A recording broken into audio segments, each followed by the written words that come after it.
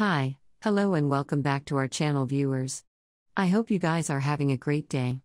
And in today's video, I will be showing you guys how you guys can log in into Newrez mortgage account. So I might pronounce the name of it mistakenly like New Words or something like that. Just basically remember it's an EW or EZ.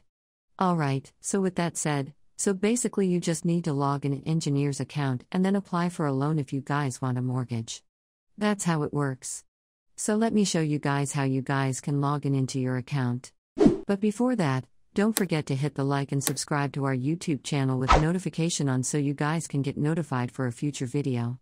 Let's move on. So the first step is search for Newrez Mortgage Login, and click on the second link over here. And once you're over here, click on where it says Login.